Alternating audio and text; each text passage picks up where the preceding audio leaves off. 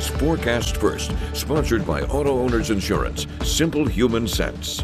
Temperatures warmed up quite nicely throughout the day today. They're sitting into the 80s right now, but if you take a look at our quad cam, we're seeing a lot of some hazy looking skies across mid-Michigan. That's because some wildfire smoke has moved right back into the forecast, and because of that, we do have an air quality alert across the Michigan state, and that's until at least Monday at noon. Could be extended depending on how our weather turns out. Overall, we're starting to see some clouds move into the forecast, and as we head into the next 12 hours, we'll continue to see partly cloudy skies and eventually some clear skies as we head into the overnight hours. Temperatures back into the low 60s. All the full details coming up in just a little bit. 6 News at 6 starts right now. WLNS is here for you, celebrating 75 years of bringing you the news with 6 News at 6. Police officers have been put on administrative leave after shooting at a suspect accused of stabbing a man that he held hostage. It's our top story at 6. Thanks for joining us. I'm Rachel Ramsey. An armed man entered multiple homes yesterday in Bath Township, according to the police department. Officials say he stabbed a resident, then held them hostage with a knife to their throat. Taryn Simmons spoke with some of the affected neighbors who say they never would have thought this would happen in their neighborhood. Taryn. Yeah, Rachel, one of the neighbors told me her daughter and a friend were having a lemonade stand near one of the homes that the suspect broke into. But in the nick of time, the girls were told to go inside right before the police shot at the suspect for a second time. Take a look. What just happened? Police originally became aware of this situation around 2:30 yesterday afternoon when they got a call for a suspicious person walking through yards and trying to break into vehicles in the 6000 block of Heathfield Drive. Soon after, police received a second call, this time from a resident on Nichols Road, saying that an unknown person had entered their home and stabbed them. When law enforcement arrived, they found the suspect holding the victim hostage with a knife to their throat. At this point, the suspect ran out of the home and officers shot at him. However, they were unable to stop the offender from entering yet another residence. Then, as the suspect attempted to enter a garage, an officer fired their weapon again, and after deploying a taser, the suspect was arrested. In a statement by the Bath Township Police Department, this matter is being thoroughly investigated by the Michigan State Police in accordance with standard procedures for officer-involved shootings. A neighbor whose family has lived in the community for 20 years says this kind of incident has never happened before. Driving in, I think shortly after it happened, and we saw a lot of cops pull up, and we were obviously concerned because our neighbors had caution tape all the way around their house. Other neighbors I spoke to this afternoon told me they believe the suspect was having a mental illness episode. Stick with 6 News at 11 to hear more from this neighbor's experience. Rachel, back to you. Thank you, Taryn. A new study finds that stricter gun laws have resulted in a decrease of gun-related murders and suicides in the U.S. Delaney Rogers is here for you with the findings. Rachel, gun violence continues to be a pressing public health issue across the country, but this new research shows Michigan is moving in the right direction. The study was done by the Journal of the American Medical Association Network and looks at how state-level gun laws have impacted firearm-related homicide rates across the U.S. between 2017 and 2022. Researchers found that stronger gun regulations are linked to fewer gun deaths in many states. And for Michigan, the study shows that the state has improved its grade for gun law strength to a C+, and the CDC says that as Michigan continues to add new gun laws, the number of gun-related deaths continues to decrease. The department also reports that several newer laws could potentially contribute to the decrease as well, including background checks and safer storage rules. Researchers also emphasize that previous laws like red flag policies and licensing systems for firearm purchases had one of the strongest correlations with reducing homicide rates. And locally, communities across Michigan are also taking action. In Ingham County, prosecutors say enforcement alone isn't enough. The Lansing Police Department's Summer Safety Plan aims to keep violence down before it starts. Officers rolled out a summer safety plan designed to reduce violence before it happens. The plan includes targeted enforcement in high-risk areas, community walk and talks with law enforcement, and deeper investment in youth programs and mentorship. Experts say continued collaboration between lawmakers, law enforcement, and community leaders will be key to saving lives. Rachel, back to you. Thank you, Delaney.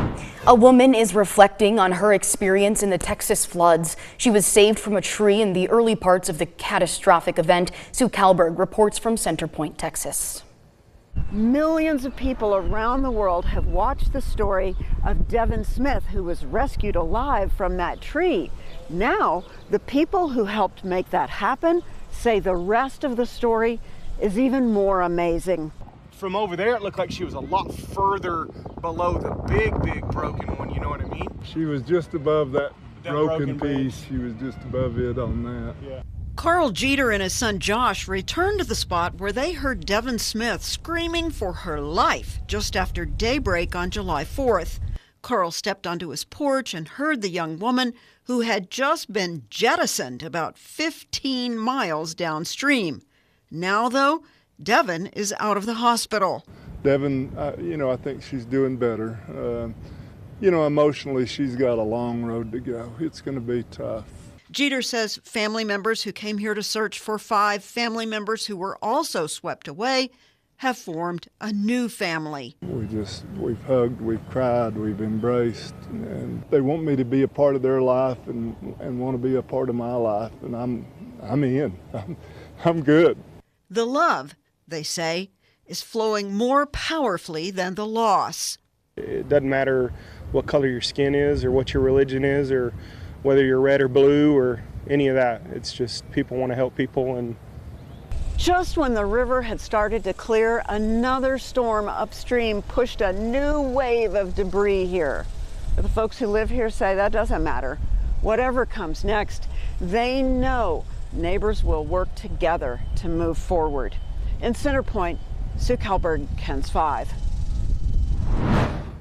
The Michigan Department of Environment, Great Lakes and Energy has issued a statewide air quality alert as Canadian wildfire smoke pushes into Michigan. The alert is in effect through Monday as the smoke moves through the area, creating poor air quality. The National Weather Service says the wildfire smoke is creating elevated levels of fine particles in the air. Officials say the highest concentration of the particles will be in the northern areas of the state, with possible periods of very unhealthy air. Anyone with heart disease and respiratory diseases like asthma should avoid intense outdoor activities when air quality is poor, according to the Weather Service.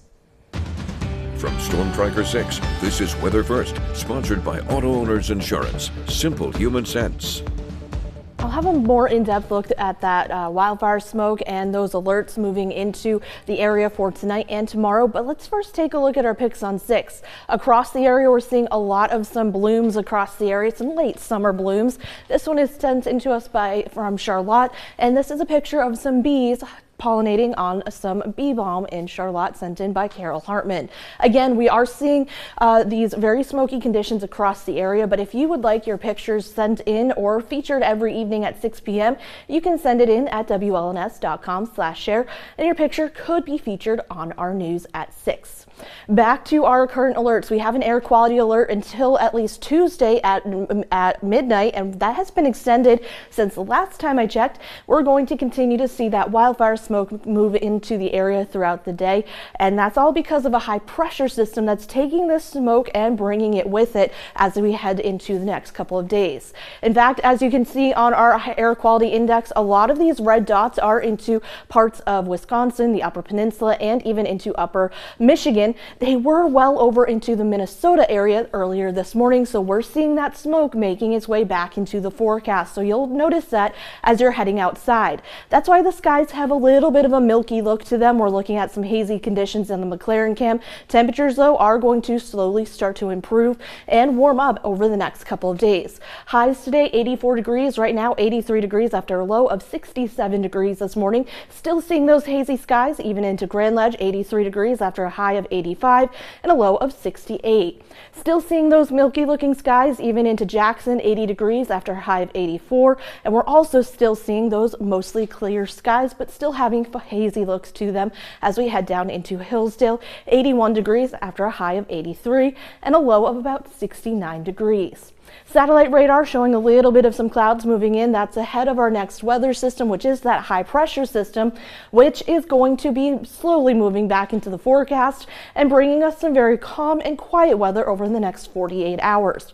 As you can see, we're going to continue to see that wildfire smoke move in throughout the hours for the next couple of hours. Taking a look at precision cast, clouds do increase tonight. We do stay dry though, but heading into Monday, we'll continue to see mostly sunny skies, except for that hazy looking skies because of those wildfire smoke conditions. And that continues even as we head into Tuesday. We're going to stay dry for the next couple of days. Tonight, temperatures do drop back down into the 60s. You might be able to open up the windows, but I would suggest keep the windows closed because of that wildfire smoke. As we head into Monday, we'll still see those temperatures into the 80s, around 84 degrees, and we'll continue to see these temperatures increase each and every day. As we do, we'll also see our dew points increase each and every day. Yes, you're seeing that right. Tuesday will be into the 90s, still into the upper 80s as we head into Wednesday and Thursday. Then we cool back down into the 80s for the weekend with a chance for maybe a shower here or there, but overall, a nice looking forecast with temperatures pretty close to average for this time of year. Look at those numbers. Yeah, I love it. And you said advisory, wild smoke advisory is what day does it end, you said? So it started Saturday. And okay. Then it's continuing into Monday and Tuesday as that high pressure system moves over. Thank you, Kelsey. And coming up, the Washington, D.C. State Department has laid off over 1,300 workers. That story is next, so stay tuned. 6 News at 6. We'll be right back.